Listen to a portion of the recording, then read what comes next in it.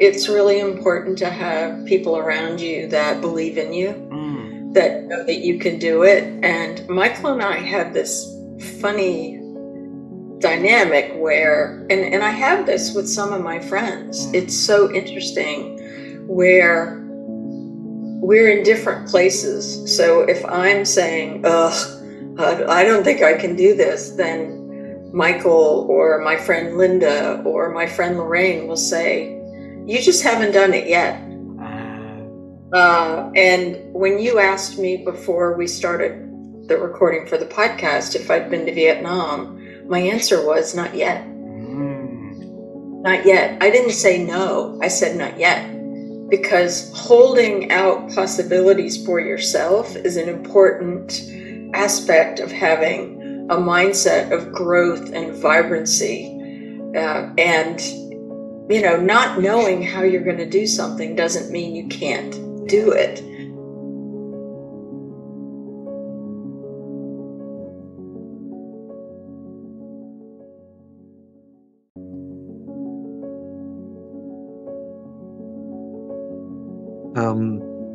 Colleagues who disagree with me, you know, that and who give pushback. You know, the one of the best things about working with Jeff and Andy, and there's a monthly live stream I host along with the two of them and Amanda McCulloch. Amanda is the executive director of the Data Visualization Society.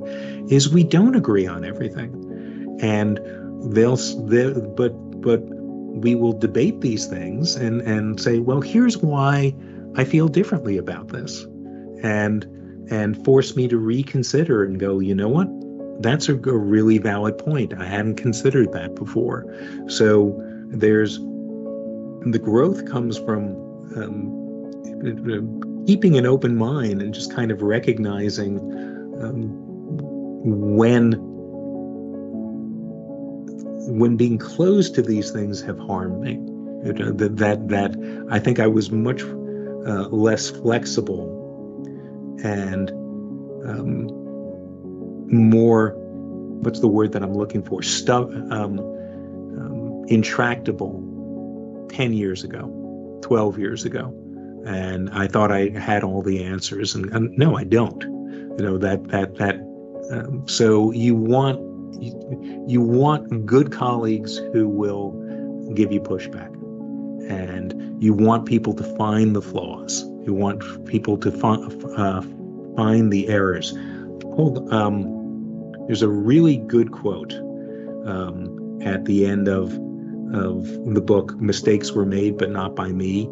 I'm sorry I can't remember who the authors are, but it's going to take too long. I almost know certainly where the book is right behind me and can probably find the quote, but essentially it is saying, you know, the people who point out your flaws or the things, they're your most their greatest benefactors. They're helping you grow. They're helping you get better.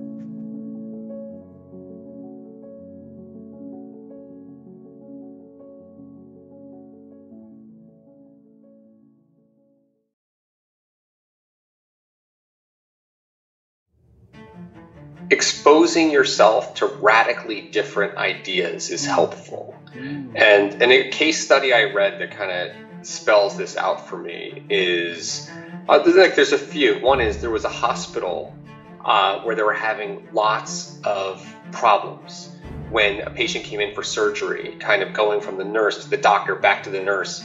They were messing things up, and so they'd take the patient, they go from one room to the next, they'd leave stuff in the patient, they'd have all these problems and infections, and they thought, like, how can we think about changing this? And what they did is they wound up going and bringing a Formula One racing pit crew in.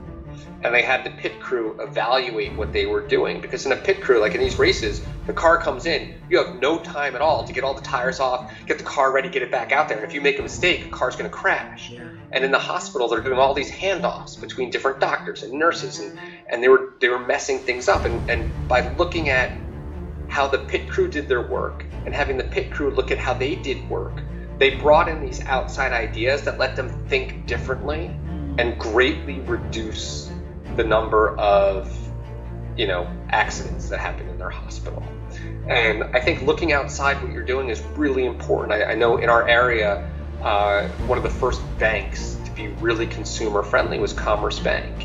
And what their CEO said is, I'm not looking at other banks. Consumers don't say, this is a bank, that's how they should be. I'm looking at Target, I'm looking at Starbucks, I'm looking at all the companies that consumers love interacting with and saying, how can I be at that level?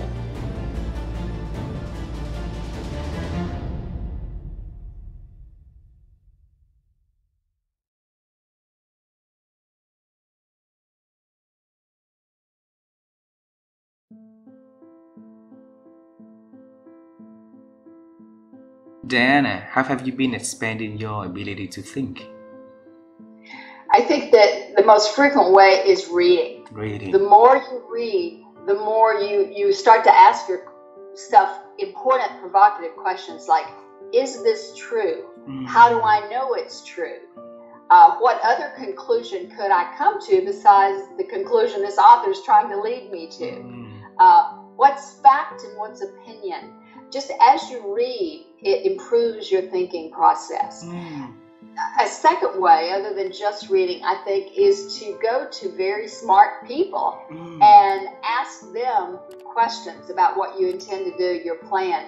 I wrote a blog once on thinking, how to think better, and one of the points in that was to pretend that you have a board of directors. You may literally have a board of directors to go to, but if you're an entrepreneur and you don't have or you're just starting out and you don't have this group of people, imagine you did. Imagine you were on the board of directors. When somebody would present an idea to you, what would you ask them? What would you ask them about their financing? What would you ask them about their staff? What would you want to know about their plans in the future? What would you want to know about their marketing? If you would think like an advisor and think like you're a person, if you're starting a new project or product or service, what would a board of directors ask me? And then prepare yourself.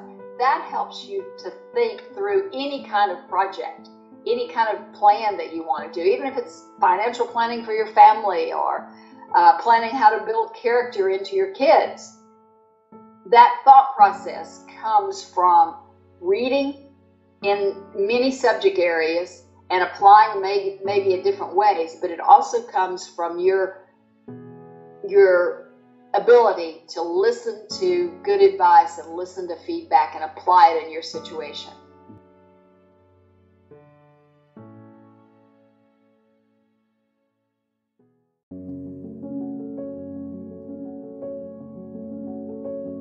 So we think that we have to play the game using the rules that set out for us. And all along the way, we are discouraged and dissuaded from thinking differently, thinking critically, because if we do so, we step out of line, we step out of that, away from the group thing. And so leaders like me and others that are coming out of the woodwork are examples of where we've challenged the system at every level, educational, religion, workforce.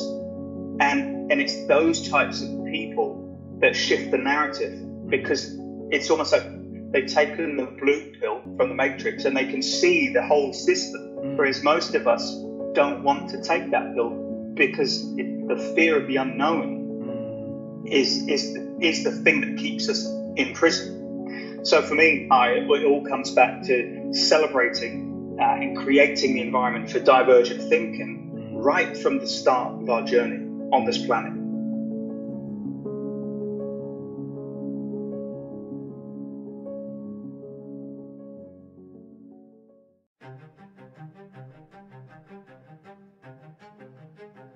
Very first chapter that I wrote of the book, and it's all about the science of the heart and how we have for hundreds of years believed that the brain is where all of our cognitive activity is, and that the heart was just a pump.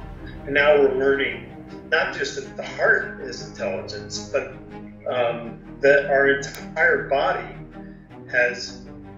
there's something called interoception, which by the way, I did not write about, but it's emerging now.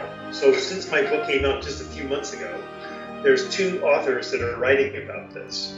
And it's feelings and intelligence that's happening in our bodies, and that our bodies are sensing information. They're sensing things that are going to happen without them happening yet. We have this like a eighth sense, if you will. It's like even deeper than an intuition. It's informed, and it's coming from our body. And I believe that the heart is part of this, very much so. And so, where does that come from? What is that intelligence? Is that spiritual intelligence? I don't know.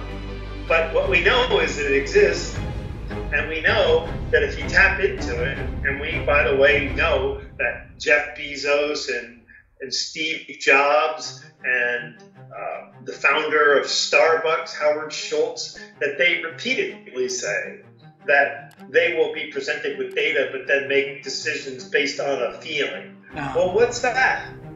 Right? So it's the chapter that I'm proudest of besides the preface, simply because no one's ever put these pieces together. I went outside of leadership, traditional leadership books, and went to cardiosurgery and heart science and put these pieces together. Yeah. And I'm proud of it, because everybody continues to talk about, now we're talking about heart-led leadership, and they're just talking about it metaphorically. And I'm saying, no, it's not a metaphor.